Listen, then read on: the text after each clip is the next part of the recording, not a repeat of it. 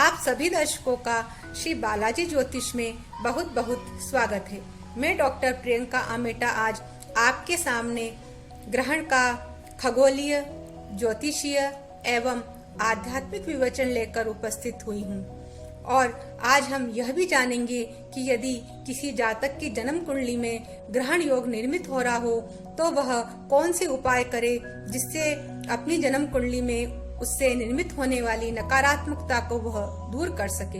तो आइए इस विषय में हम जानते हैं। ग्रहण एक अद्भुत खगोलीय घटना है। तेजस्विता एवं प्रकाश से युक्त पिंडों के सामने जब अपारदर्शक अप्रकाशी पिंड आ जाते हैं तब उन तेजस्वी पिंडों का जो प्रकाश है वह अपारदर्शक पिंडों के आ जाने से छुप जाता है और दूसरी पार वालों के लिए अंधकार हो जाता है, छाया बन जाती है। यह छाया ही उपराज्ञा ग्रहण कहलाती है। चंद्रमा पृथ्वी का उपग्रह है और अपारदर्शक पिंड है जिसमें स्वयं का कोई प्रकाश नहीं है। जब यह चंद्रमा अपने अंडाकार पथ पर घूमते हुए सूर्य के चारों ओर घूमती हुई पृथ्वी का जब परिभ्रमण करते हैं तब यह कभी तो पृथ्वी के बहुत पास होते हैं और कभी पृथ्वी से बहुत दूर होते हैं। एक तिथि ऐसी आती है, उस तिथि को अमावस्या तिथि कहते हैं। उस तिथि के दिन यह चंद्रमा पृथ्वी और सूर्य के मध्य में स्थित होते हैं और मध्य में स्थित होकर कभी कभार ये सूर्य मंडल को ढक लेते हैं। और यही घटना जो है वह सूर्य ग्रहण की घटना कहलाती है। जिस मार्ग पर पृथ्वी सूर्य की परिक्रमा करती है या फिर यूं कहें कि सूर्य पृथ्वी की परिक्रमा करता है, वह जो अक्ष होता है वो क्रांति व्रत कहलाता है और चंद्रमा पृथ्वी की परिक्रमा वाला जो अक्ष होता है वो मार्ग व्रत कहलाता है। ये दोनों जिस बिंदुओं पर एक दूसरे को काटते हैं वह जो बिंदु है उनमें से एक का नाम राहु एवं दूसरे का नाम केतु है। आकाश में उत्तर की ओर बढ़ते हुए चंद्रमा की कक्षा जब सूर्य को काटती है तब उस संपात बिंदु को राहु एवं दक्षिण की तरफ नीचे की तरफ उतरते हुए चंद्रमा की कक्षा जब सूर्य की कक्षा को काटती है तब उस संपात बिंदु को केतु कहते हैं। चंद्रमा पृथ्वी की परिक्रमा करते हैं और पृथ्वी सूर्य की, तो इस बीच में एक स्थिति तो अमावस्या की आती है जो इससे पहले मैंने वर्णित करी है और एक स्थिति उसी परिभ्रमण के कारण पूर्णिमा की आती है। उस स्थिति में क्या होता है कि पृथ्वी सूर्य और चंद्रमा के बीच में आ जाती है या यूं कहें कि चंद्रमा अपनी गति के कारण पृथ्वी की छाया शंकु में प्रविष्ट हो जाता है। तो उस कारण जो चंद्रमंडल है कभी तो संपूर्ण ढक जाता है और कभी कभी आंशिक रूप से ढक जाता है और यही घटना चंद्र ग्रहण के नाम से जानी जाती है। ग्रहण संबंधी पौराणिक आख्यानों में हमें श्रीमद् भागवत पुराण के अष्टम स्कंद के नवम अध्याय में 24 से लेकर जो 26 तक के श्लोक हैं वहां पर ग्रहण संबंधी पौराणिक कथा का विवेचन किया हुआ है। उस कथा के अनुसार देवलिंगः प्रतिच्छन्न स्वर भानुदेव संसदि प्रविष्ट सोम पिबच्च चंद्रार्काभ्याम च सूचित चक्रेण शूरधारेण जहार पिबत शिरा हरि तस्य कबंधस्तु सुधिया आपला वितो अपतत। अर्थात इस कथा के अनुसार भगवान विष्णु जब देव और असुरों के बीच में अमृत को लेकर जब झगड़ा हो रहा था तो उन्होंने मोहिनी का रूप धारण कर अमृत पिलाने की जिम्मेदारी अपने ऊपर ले ली थी। तब जो असुर थे उनमें एक बहुत ही चतुर असुर जिसका नाम स्वर भानु था, उसने सोचा कि कहीं ये भगवान विष्णु सारा ही जो अमृत है वह देवताओं को न पिला दें, इसलिए वह जो स्वर भानु था वह देवताओं का रूप धरकर असुरों के बीच में बैठ गया और अमृत पान करने लगा। और तब यह इस बात का पता जैसे ही सूर्य और चंद्रमा को चला तो उन्होंने भगवान विष्णु को यह बात बताई और भगवान विष्णु ने उसी वक्त ये देखा कि ये अमृत अभी इसके सिर्फ कंठ तक ही पहुंचा है तो उन्होंने अपने सुदर्शन चक्र से उस स्वर भानु का सिर अलग कर दिया। इस प्रकार जो स्वर भानु का जो सिर था वह अमृत पान के कारण वह अमृतत्व को उपलब्ध हो गया और उसे ग्रह की संज्ञा दे दी गई और यह राहु ग्रह के नाम से संसार में प्रसिद्ध हुआ। और उनका जो धड़ है वह केतु के नाम से संसार में प्रसिद्ध हुआ। इस प्रकार तभी से जो यह राहु है, राहु और केतु है, वो सूर्य और चंद्रमा से अपनी शत्रुता को पालते हैं, सूर्य और चंद्रमा से शत्रुता रखते हैं। इस कारण कहा जाता है कि इसी वैर के कारण पूर्णमासी के दिन तो यह चंद्रमा की ओर दौड़ते हैं और अमावस्या के दिन यह सूर्य की ओर दौड़ते हैं। तो आइए अब हम जानते हैं कि यदि किसी जातक की जन्म कुंडली में ग्रहण योग निर्मित हो रहा हो तो उसके प्रायः कौन से फल देखने में आते हैं।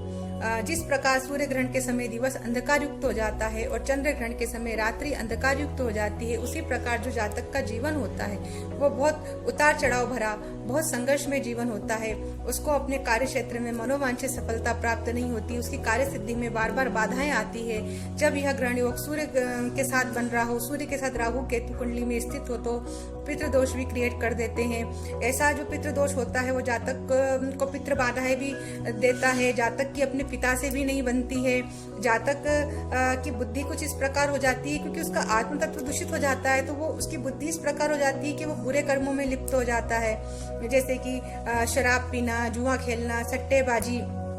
तो जातक को कभी कभी जेल भी जाना पड़ सकता है, जातक अपयश को प्राप्त होता है, उसके मान सम्मान की हानि हो जाती है और परिवार में एक प्रकार का, पूरे घर में एक प्रकार का नकारात्मक वातावरण क्रिएट रहता है। ऐसा यूं भी कह सकते हैं कि जातक जैसे ही अपने घर में प्रवेश करता है वैसे ही उसके घर में क्लेश और लड़ाई झगड़े शुरू हो जाते हैं। इसी प्रकार यदि जातक की जन्म कुंडली में जब चंद्र ग्रहण बन रहा हो तो चंद्र ग्रहण के कारण भी जातक के कार्य क्षेत्र में बार बार बाधाएं रुकावट आती है, लेकिन जातक सबसे ज्यादा मानसिक परेशानियों से ग्रसित रहता है।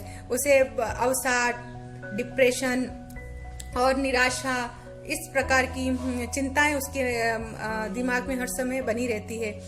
उसे मानसिक बीमारियों का भी पूर्ण उसके साथ ऐसा योग होता है कि उसे मानसिक बीमारियां हो सकती है, जिस प्रकार सिजोफ्रेनिया है, बाइपोलर डिसऑर्डर है, से संबंधित मानसिक बीमारियों का उसे सामना करना पड़ सकता है। जब यह ग्रहण योग अगर कुंडली में निर्मित हो रहा हो और उस पे यदि किसी शुभ ग्रह की दृष्टि पड़ रही हो तो फिर यह ग्रहण योग उतना प्रभावी नहीं रहता, या फिर यह ग्रहण योग सूर्य राहु की युति जैसे कि नवम, दशम या एकादश भाव में हो रही हो तो सत्ता और राजनीति के लिए यह युति बहुत अच्छी मानी गई है। ज्योतिष शास्त्र के अनुसार एक वर्ष में 3 या उससे ज्यादा होने वाले ग्रहण शुभ नहीं माने गए हैं। यदि ऐसा योग निर्मित होता है तो उस समय प्राकृतिक आपदाएं आती है, सत्ता परिवर्तन, राजनीति और सत्ता में बहुत बड़े बड़े परिवर्तन देखे गए हैं। बीमारियां इस समय में बहुत तेजी से फैलती है और आर्थिक स्थिति में भी उतार चढ़ाव चलता रहता है। तो आइए अब हम जानते हैं कि यदि किसी जातक की जन्म कुंडली में सूर्य ग्रहण निर्मित हो रहा हो तो ज्योतिष शास्त्र सम्मत वह ऐसे कौन से उपाय करे जिससे कि उसका प्रभाव उसकी कुंडली पर बहुत कम हो जाए। तो उन उपायों में से सर्वप्रथम उपाय यह है कि वह जातक नित्य प्रातः काल जल्दी उठकर सूर्य देव को आदित्य हृदय स्तोत्र का पाठ करे, सूर्य देव को अर्घ्य दे, सविता मंत्र और गायत्री मंत्र से उनका पूजन करे और महामृत्युंजय मंत्र और संजीवनी मंत्र के कम से कम 1.25 लाख जाप करे। और ऐसे जो जातक होता है उसके लिए विष्णु पूजन बहुत जरूरी हो जाता है, क्योंकि भगवान विष्णु राहु की रेमेडी है। राहु जब अमृत पान कर रहे थे तब भगवान विष्णु ने अपने सुदर्शन चक्र से ही उसका गला काटा था। तो जो भगवान विष्णु का सुदर्शन चक्र है वह राहु की रेमेडी है और भगवान विष्णु राहु की रेमेडी है। इसलिए विष्णु सहस्त्र नाम का पाठ करना ऐसे जातक के लिए बहुत जरूरी हो जाता है। सुदर्शन चक्र का जो प्रयोग है वो अगर जातक करे तो उसे बहुत त्वरित लाभ प्राप्त होगा। सुदर्शन मंत्र करे, सुदर्शन मंत्र का नित्य जाप करे तो वो भी करना उसके लिए बहुत श्रेष्ठ रहेगा। और यदि जातक का जीवन में कोई सिद्ध गुरु है तो उस गुरु के पास बार बार जाए, उनसे समय समय पर उनकी सेवा करे और उनका सम्मान करे। तो ऐसा करने से जो जातक है वह अपनी कुंडली में होने वाले ग्रहण दोष को बहुत हद तक शांत करे। यदि किसी जातक की जन्म कुंडली में चंद्र ग्रहण योग निर्मित हो रहा हो तो ऐसे समय में जातक को चाहिए कि वह अपनी माँ की सेवा करे, समय समय पर छोटी छोटी कन्याओं को खाना भोजन खिलाए और भोजन में विशेष रूप से खीर का प्रसाद अवश्य बनाए, गायत्री मंत्र का जाप करे। और चंद्र ग्रहण के लिए सबसे अच्छी जो रेमेडी होती है वह है शिव पूजन। और शिव पूजन में भी जो सर्वश्रेष्ठ जो शिव पूजन है वह शिव जी का 108 बिलपत्र अर्चन प्रयोग जो है वह बहुत ही इसमें बहुत शानदार रेमेडी है। अगर वह इस पूजन को अपने नित्य जीवनचर्या का अंग बना ले तो जातक चंद्र ग्रहण के जो नकारात्मकता है उससे बहुत हद तक बच सकता है। जो वस्तु ब्रह्मांड में घटित होती है वह चीज हमारे इस मनुष्य शरीर में भी घटित होती है।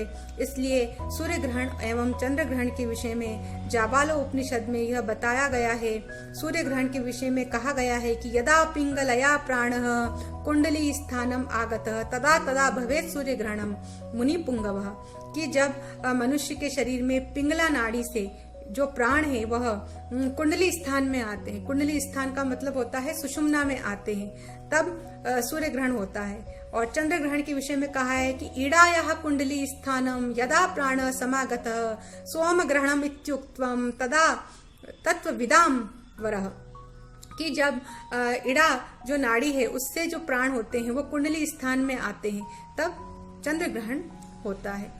इस प्रकार ग्रहण की आध्यात्मिक व्याख्या उपनिषदों में की गई है। सूर्य ग्रहण और चंद्र ग्रहण का जो समय होता है वह आध्यात्मिक काल होता है। इसमें ध्यान करना, मनन करना, मेडिटेशन करने से सूर्य से संबंधित एवं चंद्र से संबंधित जो ऊर्जाएं हैं उनको प्राप्त किया जा सकता है। सूर्य ग्रहण के समय हम या चंद्र ग्रहण के समय हम किसी भी मंत्र की सिद्धि भी कर सकते हैं। तो एक तरह से आध्यात्मिक अगर इसको रूप में देखा जाए तो ग्रहण का जो दिन होता है वो सिद्धि दिवस होता है। यदि आपको मेरा यह वीडियो पसंद आया हो तो प्लीज मेरे वीडियो को लाइक करें, शेयर करें, मेरे चैनल को सब्सक्राइब करें और अपनी प्रतिक्रियाएं कमेंट बॉक्स के माध्यम से मुझे अवश्य प्रेषित करें। धन्यवाद। नमस्कार।